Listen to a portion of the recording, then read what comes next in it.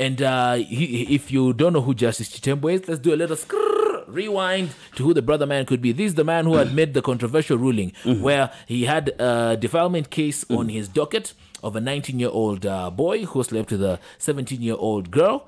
And in that, he ruled that he reduced the sentence of the 19-year-old boy, saying that, you know what, they were both children. The girl was there in court. She's crying. Yesterday, he was asked then, would he reverse that decision? And he said no. He would do the same thing again.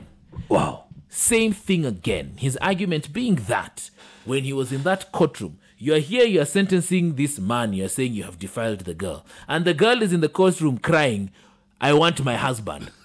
What do you do?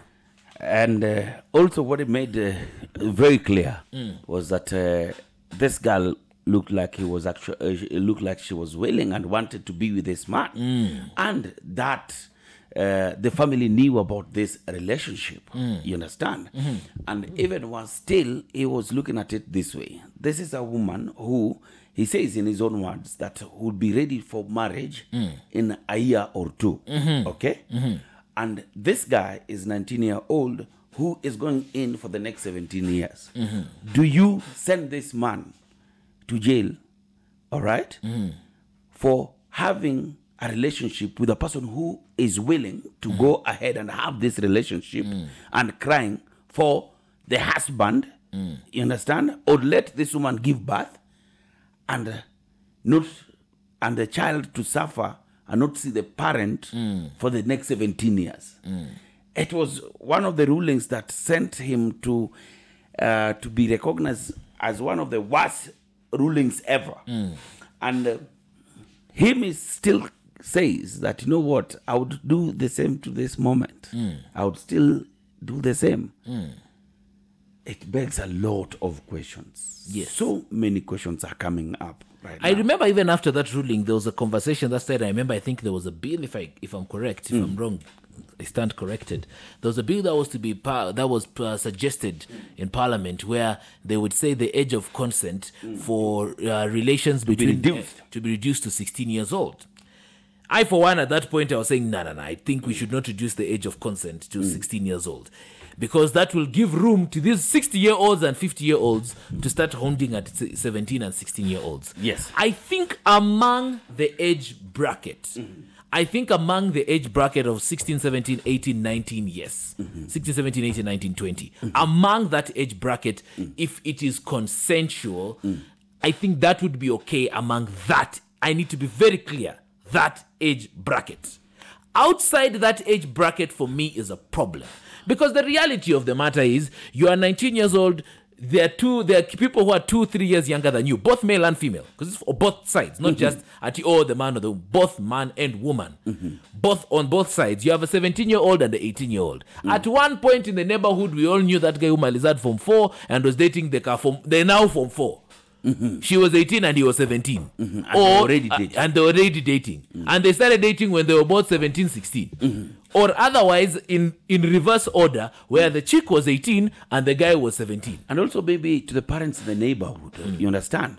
It is also time to teach our young men, you understand? Because also being a father, you being a child and you're a father to a child, pia itakuletea shida nyingi sana. You understand? But truth is, even Corona has really opened a big Pandora. Is it called Pandora? It's a Pandora's box, yes. Where we have all these young girls now pregnant in thousands. You understand? A very sad reality. And what's still, it was being shown that it is actually not adults making them pregnant. They're impregnating themselves with the same age bracket you're saying. Same age bracket, yeah. You understand? It's a conversation that we cannot run from anymore. Yeah. Because I think there's a pact of where, as I remember whenever we have this conversation about boy, girl, and it comes to matters of relations, we're always like, oh no, see, teach the boys, and whatnot. I think everyone needs to be taught, both boys and girls. Okay. I personally usually say this. When I become a father of a daughter, right, I want her protected. All right. When I become a father of a son, I want him protected. I want both of them educated and both of them protected. Educate our sons to understand, okay, my son, because you see now with our current law, we have to have the conversation with your son at 18. That's true. My boy, please. I know the neighbor's daughter looks amazing. She's fantastic. Find your 18-year-old at the rate at which the law is now. And also talk to our daughters to tell them, please, you see that? I know you are 18. I know that 17-year-old is driving you wild. Achana na yeye. Now, let me tell you, I'm lucky to be both the father of a son and a daughter. And the conversation I'm having with them is the same. I want my daughter protected. I want my son protected. You understand?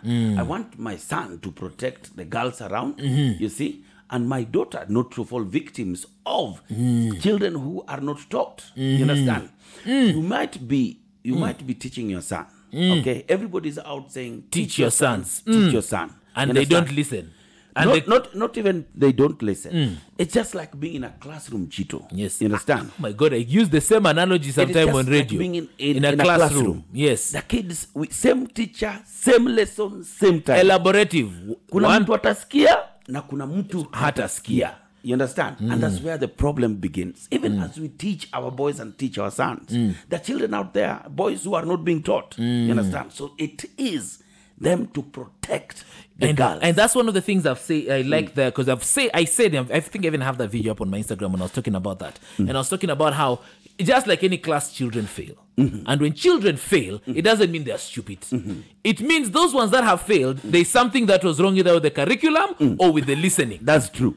Two things. And if you discover the problem wasn't with the curriculum, but the listening was the problem, how then will we ensure that our daughters are safe from those ones that fail? That's true. That's why we have to teach our sons to protect and to also be kind and to be good and to be responsible men. But we also need to teach our daughters to defend themselves because there is that one who has not learned. That's true. There is the one who has refused to listen to the class teacher. The problem is not about teaching our sons. Our sons are taught every single day. You understand? But pali tu kuna kijana tu mwenye first hata saa zingine si shida yake. He's never had somebody to tell them these things. They've never had this conversation. They actually don't know. You understand? Either brought up with the brothers or the streets. Yani mtu tu mwenye didn't get a chance to have these teachings. Yeah. So our daughters also have to protect themselves so much because they do not know who they're going to meet. Are they going to meet Jalango's son who's not taught or Chito's son who's been taught? You understand? Or at this point, maybe I'm talking to my son. He's getting it. But maybe my neighbor's son somewhere hajawahi sikia hii kitu. Unajua? So protecting our daughters. Key. Very key. You understand? Teaching our sons, very key. But they must know that out there's sons who have never been taught. And there are also daughters who've never been taught. So all these things go round and round. But see, it's just to come into that position where I think we need to start having these conversations. As uncomfortable as sometimes they feel to be. Very uncomfortable. Because even me, as we are having, I'm just feeling... It's an uncomfortable conversation, but a conversation that must be had because it is the truth of what is happening.